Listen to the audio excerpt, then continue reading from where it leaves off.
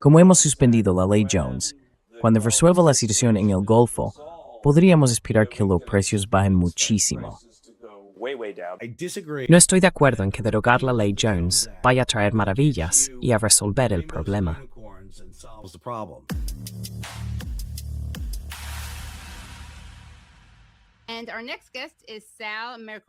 Y nuestro próximo invitado es Sal Mercogliano, profesor de Historia y director del Departamento de Historia, Justicia Penal y Política de la Universidad Campbell, en Carolina del Norte. Es licenciado en Transporte Marítimo y también tiene una licencia de oficial de cubierta de la Marina Mercante. Ha trabajado tanto a bordo como en tierra. Después de dejar el servicio público, obtuvo un máster en Historia Marítima y Arqueología Náutica por la Universidad de Carolina del Este y un doctorado en Historia Militar y Naval por la Universidad de Alabama. También puso en marcha el canal de YouTube ¿Qué está pasando con el transporte marítimo?, tras el incidente del Ever Given en el canal de Suez. Así que bienvenido al programa, Sal. ¿Cómo estás? Katie, estoy bien. Muchas gracias por invitarme. Claro. Y creo que, por cierto, dije algo así como Ever Given. Lo dije como si no fueran dos palabras de la lengua inglesa. He estado leyendo mucho sobre el Estrecho de Hormuz, así que tenía la cabeza como en, estoy hablando en otro idioma. Pero no, en realidad es simplemente Ever Given. Aunque yo le di un giro extranjero bastante curioso. Sí. Ahí está uno de los regalos, mi lista de tareas pendientes. Sí. Quiero decir, fueron clásicos. Yo lo llamo el barco que lanzó 1000 memes. Sí, exactamente. Cambiando de tema, ¿o cuál sería el equivalente marítimo de eso? ¿Cambiando qué? ¿Girando el...? Cambiando el rumbo. Al timón. Muchas gracias. Al timón. Como pueden ver, tengo mucha experiencia marinera, pero volviendo al timón, quería pedirle que reaccionara a un interesante fragmento de Kevin Hassett. Es el director del Consejo Económico Nacional de Estados Unidos. Aquí habla en el programa State of the Union de CNN con Jake Tapper.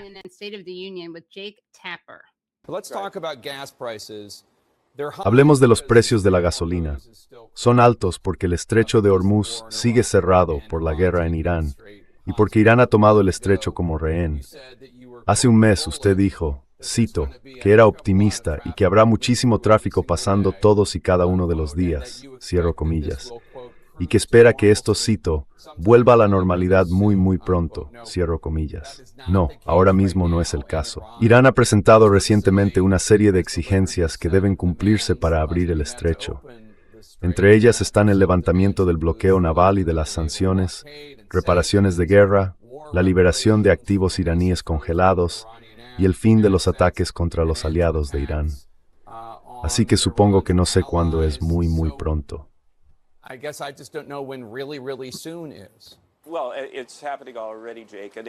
Bueno, ya está ocurriendo, Jake. Y antes que nada, yo no negocio con los iraníes, y no creo que se me diera muy bien. Pero lo cierto es que, justo en el momento álgido del conflicto, al principio, vimos que los precios del petróleo subían muy por encima de los $100 por barril. Ahora mismo, hacia el final de la semana, estaban en torno a los 70 y tantos altos.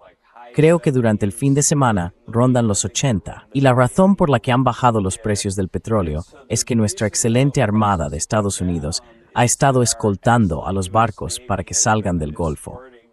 Pero también hemos tomado toda una serie de medidas, entre ellas aumentar la producción en Estados Unidos y suspender la ley Jones.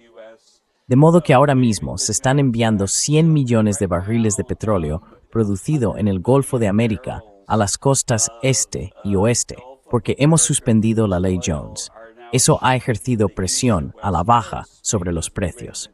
Ahora bien, los precios siguen siendo más altos de lo que nos gustaría, pero hemos tomado muchas medidas para cuando se resuelva la situación en el Golfo, podamos esperar que los precios bajen muchísimo, gracias a todas estas nuevas medidas que hemos adoptado.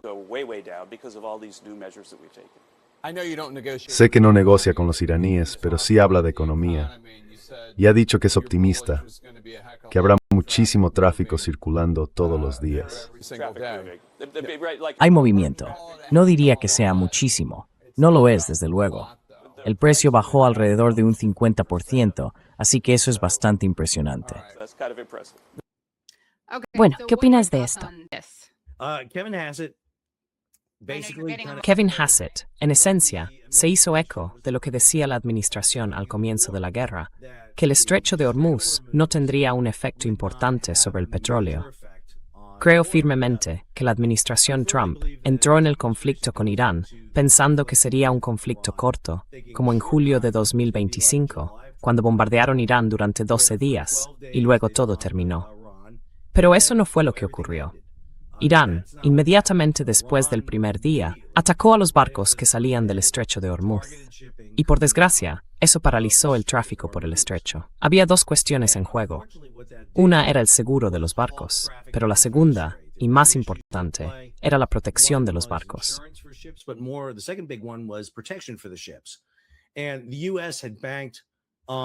Y Estados Unidos había contado con suficiente fuerza militar para lanzar una operación ofensiva, pero no con la suficiente para llevar a cabo una operación defensiva, para proteger el transporte marítimo. Y así, ya sabe, muy al principio de la guerra, se dio una situación extraña. Los únicos barcos que salían del Golfo Pérsico eran barcos iraníes. De hecho, durante un breve periodo, Estados Unidos levantó las sanciones a los barcos iraníes y dijo: «Oye, podéis vender petróleo donde queráis». Y Estados Unidos se enfrentó a un gran problema, porque cuando sacas 20 millones de barriles de petróleo del suministro mundial, tienes que obtenerlos de algún otro sitio. Y Estados Unidos anunció: «Bueno, estamos abiertos al negocio, venid a por nuestro petróleo, venid a por nuestros productos refinados».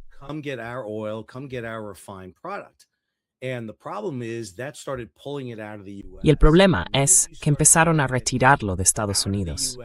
Y en cuanto empiezas a retirarlo de Estados Unidos, lo que vimos fue que los precios de la gasolina y el diésel se dispararon. Quiero decir, fue esa subida repentina de aproximadamente $1 por galón que vimos. Y Kevin Hassett y el equipo económico de la Casa Blanca dijeron: «Vale, tenemos que hacer algo para minimizar esto, porque vamos a perder a mucha gente muy rápido si la gasolina no sube $1 por galón, sino 2, o quizá incluso más». Así que decidieron suspender una ley llamada Ley Jones. Y puedo hablar de eso si quieres, porque consideran que esa ley es en cierto modo el problema, y también el botón mágico para arreglar las cosas. Sí, cuéntenos qué es la Ley Jones, por favor. Además, hizo un video realmente fascinante sobre ella. Sí, la política marítima de Estados Unidos se remonta al primer Congreso. Es decir, literalmente, cuando se fundó Estados Unidos, el primer Congreso aprobó un total de 29 leyes, y una cuarta parte trataba sobre cuestiones marítimas. Así que, desde el principio, este ha sido un asunto importante para Estados Unidos. Y desde 1817, Estados Unidos aplica algo llamado cabotaje. Básicamente, establece que, si quieres transportar mercancías entre puertos estadounidenses, si quieres recoger algo en Nueva York y entregarlo en Nueva Orleans, tienes que hacerlo en un buque de propiedad estadounidense, con bandera estadounidense, tripulación estadounidense y construido en Estados Unidos. Y muchos países tienen cabotaje.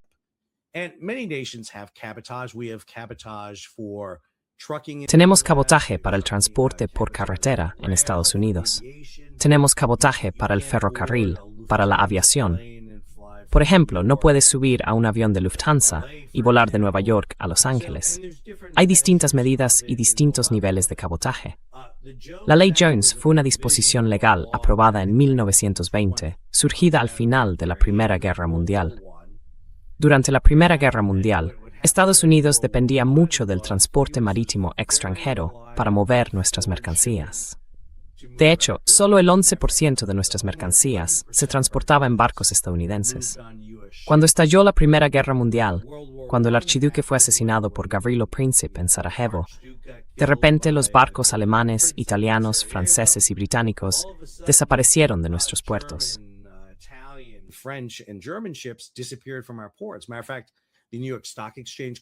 De hecho, la bolsa de Nueva York cerró. De repente, las mercancías se acumularon en nuestros muelles. Y si no hubiera sido por nuestra flota de cabotaje, los barcos que transportaban mercancías entre las costas de Estados Unidos, nos habríamos encontrado con un problema muy grave. Así que, en 1920, cuando redactamos esta nueva serie de leyes, todo un conjunto de leyes, lo que queremos es asegurarnos de que Estados Unidos tenga una base marítima sólida. Y una de esas disposiciones, la sección 27, reafirma en cierto modo el cabotaje, que solo los barcos estadounidenses pueden transportar comercio costero. Y de eso es de lo que habla Hassett. Lo que suspendieron fue el requisito de que para transportar petróleo, combustible y productos petrolíferos entre puertos de Estados Unidos, el barco tuviera que ser de propiedad estadounidense, con bandera estadounidense, construido en Estados Unidos, excepto estadounidenses.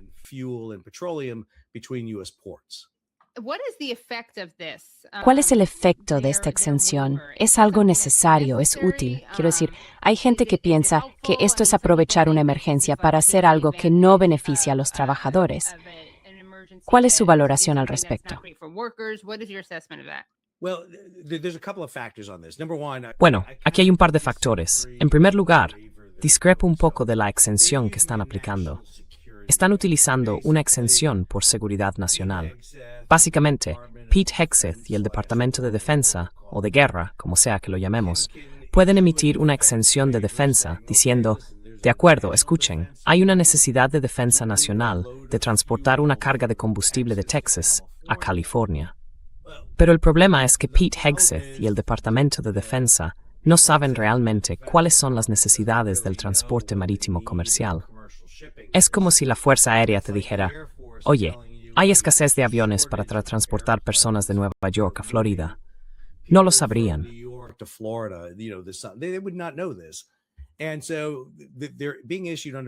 Y por eso se están concediendo en virtud de una exención de seguridad nacional. El otro problema aquí es que ya teníamos ciertos problemas estructurales antes de que empezara todo esto, y eso lo está facilitando. Por ejemplo, desde que la exención entró en vigor, el 17 de marzo, hemos movido unos 50 millones de barriles de combustible. Normalmente, cada año, movemos por barco unos 220 millones de barriles. Así que es una cantidad significativa.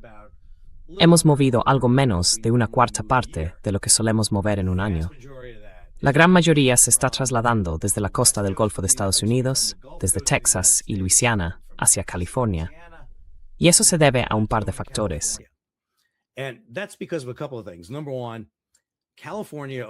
En primer lugar, California ha reducido su capacidad de refino un 19% en los últimos 2 años. Solo en los últimos 2 años. Es decir, su capacidad total de refino ha caído una cuarta parte en los últimos 5 años. Así que California no tiene capacidad para recibir petróleo de Alaska, de sus propios pozos petrolíferos, y refinarlo. Eso significa que tiene que importarlo. Y estaba recibiendo mucho de Asia porque era más barato. Lo obtenían de refinerías de China, Corea y Japón, y lo transportaban hasta allí.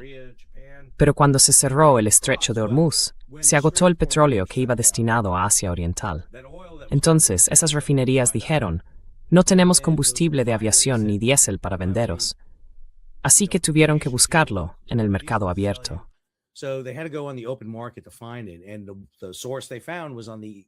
Y la fuente que encontraron estaba en la costa del Golfo de Estados Unidos. Así que, ¿había una necesidad? Sí, la había. Me pregunto si era una necesidad de seguridad nacional, o en realidad, un fracaso de nuestra política energética por no encontrar una forma de disponer de ello. Y creo que esa fue una de las grandes cuestiones. También señalo que probablemente había otras formas de trasladar ese combustible hasta allí. Quizá en petroleros estadounidenses que no están construidos en Estados Unidos, pero podrían haberlo hecho. Así que lo que vimos fue en realidad una oportunidad que las compañías petroleras aprovecharon de inmediato. También observo un dato interesante. Si se mira la cantidad de combustible que hemos movido entre puertos de Estados Unidos, es muy inferior a la cantidad que hemos exportado.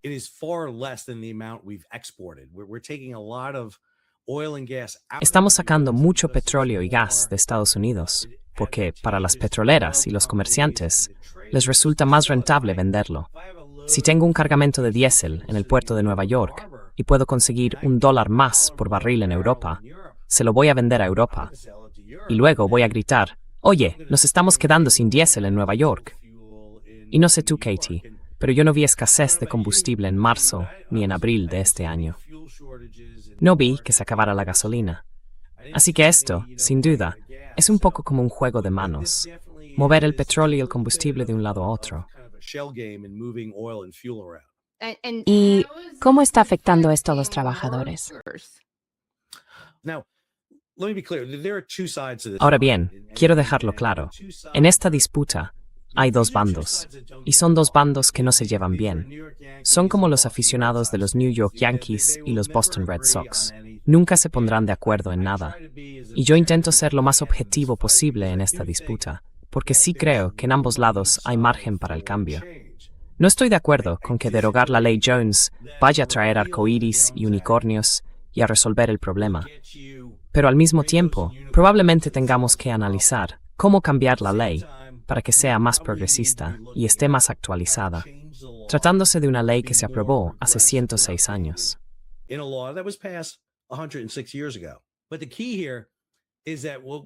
Pero la clave aquí es que tenemos que hablar de cómo hacer que esto funcione para la gente, porque usted habla de despedir a personas. Una de las cosas que hace la ley Jones es garantizar un servicio específico, de modo que sabemos que hay una flota de barcos, al menos 55 petroleros y unos 30 remolcadores y barcazas, que transporta petróleo y gas por la costa de Estados Unidos. Eso significa que están ahí cuando hay tormentas, están ahí cuando hace buen tiempo, así que proporciona un servicio fiable. Claro, vale, interesante. Sí, sé que está, por ejemplo, el Instituto Cato, ¿no? Ese think tank libertario. A ellos les encanta esto, ¿verdad? Es uno de sus temas favoritos. Quiero decir, tienen a alguien a tiempo completo que se ocupa de esto, y escriben mucho sobre ello. Han escrito sobre mí. Así que bueno, he sido objeto de algunas de sus publicaciones.